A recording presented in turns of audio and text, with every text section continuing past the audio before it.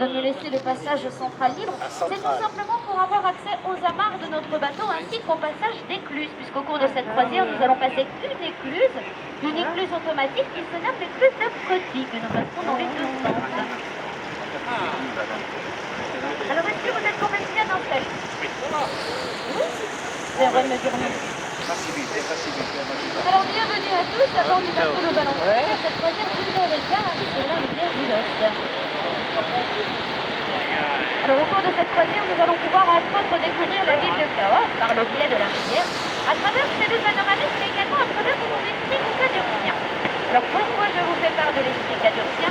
C'est tout simplement dû au fait que les cadurciens sont habitants de la ville de Cahors. J'aurai l'occasion au cours de cette croisière de vous conter pourquoi ils se restent ainsi. Pour débuter cette croisière, quelques mots sur la rivière sur laquelle nous allons naviguer cet après-midi par rivière Lot. Alors, il faut savoir que cette rivière Lot va tenir son nom en l'origine celtique. C'est autrefois le mot Lot, au celtique, qui est venu dériver par la suite de Lot, qui est à la rivière. En peut-être que certains d'entre vous ont déjà rencontré des nombreux récents pour le cours de cette rivière Lot. Et se rendre compte que son cours d'eau était très sinueux. Sinueux par la formation de ce que l'on nomme des méandres.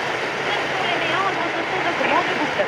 Ici, vous avez la ville de Cahors qui est enserrée par un grand méandre en forme de U de plus de 6 km de long, sur lequel nous allons bien entendu naviguer au cours de cette croisière. Ce méandre avait une surface de plus de 800 mètres de large sur laquelle la ville de Cahors est une grosse surface de la rivière.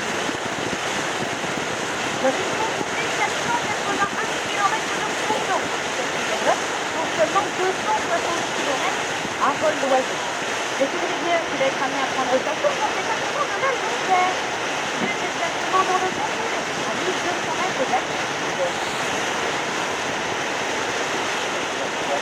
Cette rivière peut nous amener à traverser directement des départements. La Lozère, le département de la rivière du Lot, indépendamment de la Lozère, qui traverse celle.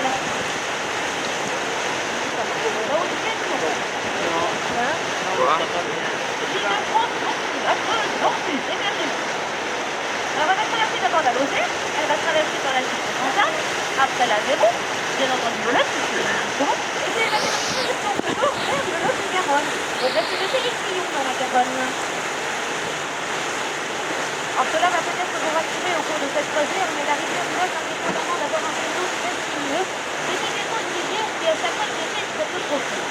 En cette période de sécheresse que nous nous trouvons, nous avons en moyenne 1 mètre de profondeur.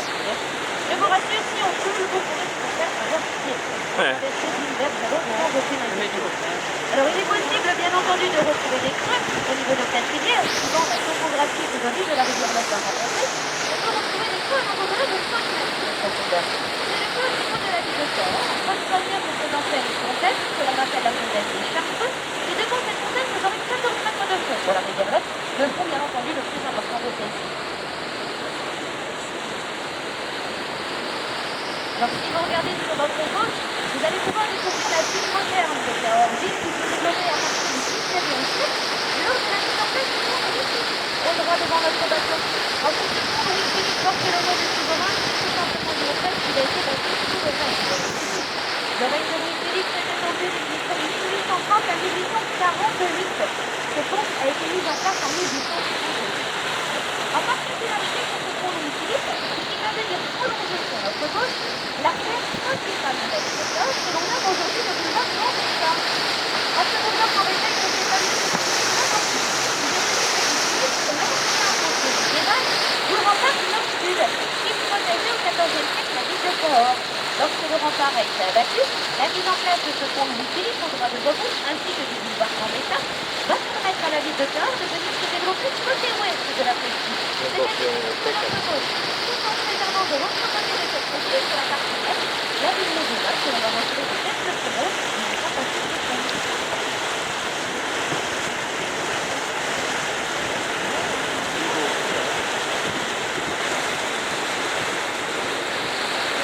Passo solo pont.